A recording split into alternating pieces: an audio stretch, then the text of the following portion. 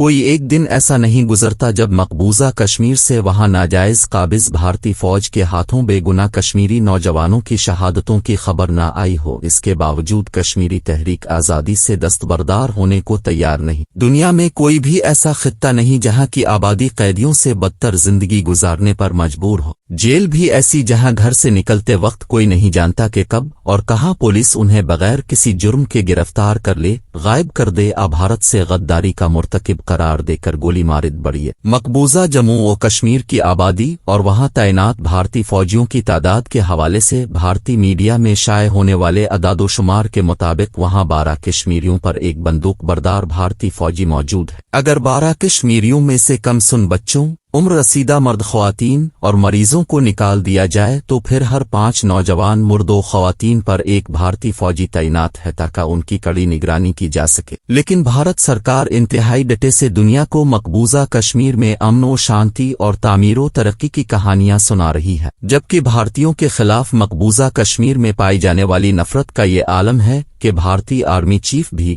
وہاں بغیر اطلاع کے خفیہ دور بڑھیے پر اس طرح جاتا ہے کہ مقبوضہ علاقے میں بھارتی فوج کے مقامی کمانڈروں کے علاوہ نچلی سطح پر فوجیوں کو بھی اس دورے کا علم کم ہی ہوتا ہے، اور اگر بھارتی وزیر اعظم دورے پر جائے تو پوری وادی میں کرفیو لگا دیا جاتا ہے۔ اس کے باوجود کرفیو کی پرواہ نہ کرتے ہوئے ہزاروں کشمیری بھارت سے آزادی کے نعرے لگاتے ہوئے سڑکوں پر نکل آتے ہیں، جنہیں بدترین تشدد، بیلٹ گن کے چہرے مسخ کر دینے والے کارتوسوں اور گولیوں کا سامنا کرنا پڑتا ہے۔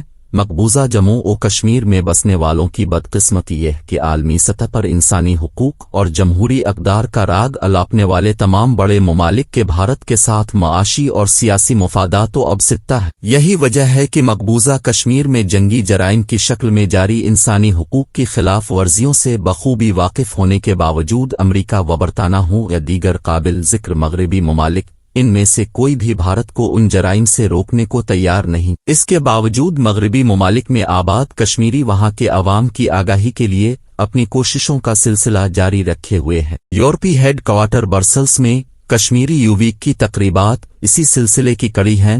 یورپی یونین میں کشمیر کو نسل کے طرف سے کشمیری یو ویک کو کئی برسوں سے سالانہ تقریب کی شکل دی جا چکی ہے، جس میں سیمینار منعقد کیے جاتے ہیں۔ یورپی پریس کلب میں خصوصی پریس کانفرنس کا اہتمام کیا جاتا ہے۔ برسلز میں موجود نیا بھر سے آئے ہوئے صحافتی نمائندے پریس کانفرنس میں مقبوضہ کشمیر کی صورتحال پر اظہار خیال کرنے والوں سے سوالات کرتے ہیں۔ عالمی سول سوسائٹی کی تنظیموں، یورپی پارلیمنٹ کے اراکین کے علاوہ انسانی حقوق تنظیموں کے نمائندگان بھی سیمینار کے دوران بھارت کی غلامی میں زندگی گزارنے والے کشمیریوں کی مشکلات سے متعلق اپنی رائے کا اظہار کرتے ہیں۔ مسئلہ کشمیر پر یورپی پارلیمنٹ کے ممبران اپنا نقطہ نظر پیش کرتے ہیں تاکہ مقبوضہ جموں و کشمیر کے حقیقی حالات سے مکمل آگاہی حاصل کی جا سکے۔ کوشش کی جاتی ہے کہ مقبوضہ جموں و کشمیر میں وہاں ناجائز قابض بھارتی فوج کی طرف سے جاری مظالم کی روک تھام کے لیے متفقہ طور پر قرارداد منظور کی جا سکے۔ ہر سال منعقد کی جانے والی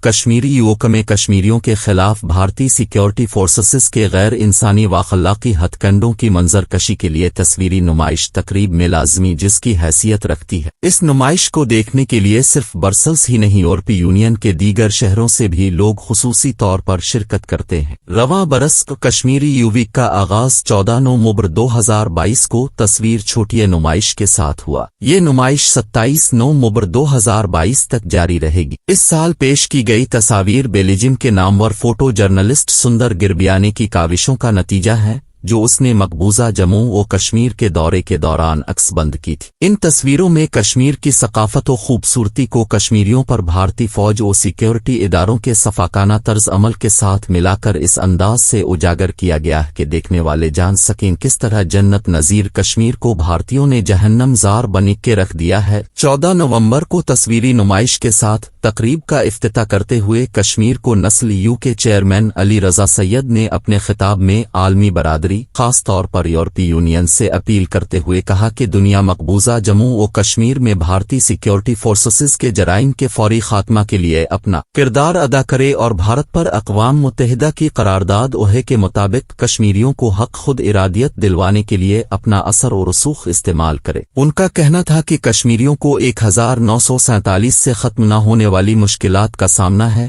जिसमें हर गुजरते वक्त के साथ इजाफा होता चला जा रहा है। पुरअमन माहौल कश्मीरियों का हक है। वो अक़वाम मुत्तहिदा में मंजूर की गई करारदादों के मुताबिक जिंदगी गुजारने के लिए खुद इरादियत का हक मांगते हैं। कश्मीरी यूवीक हर साल की तरह अपने इख्तिताम के करीब, लेकिन कश्मीरियों की कैद बदस्तूर जारी रहेगी, क्योंकि आलमी ज़मीर बर्दी क़ुव्वतों की मर्जी के बगैर बेदार नहीं हो सकता। ज्यादा अफसोस इस्लामी ममालिक के रवैये पर है, जो मकबूजा कश्मीर में इंसानी हुकूक की खिलाफ वर्जियों पर अपने भारत से जुड़े मुफादात को तरजीह देते हैं। उन्हें ये इदराक ही नहीं कि कश्मीर का मसला दो एटमी कुव्वतों के दरमियान एक बड़े हल तलब तनाज़े के तौर पर मौजूद है। एटमी हथियारों से लैस दोनों ममालिक की अफवाज एक दूसरे के आमने सामने है। माजी में ये दोनों ममालिक कश्मीर के मसला पर 3 जंगें लड़ चुके हैं। गो इस दूर में ये एटमी असलहा से लैस नहीं थी। ताहम अब अगर दोनों मुल्कों के दरमियान जंग हुई तो कुछ नहीं बचेगा और अरब ममालिक की अरबों डॉलर की वो सरमायाकारी भी राख हो जाएगी जो उन्होंने भारत में कर रखी।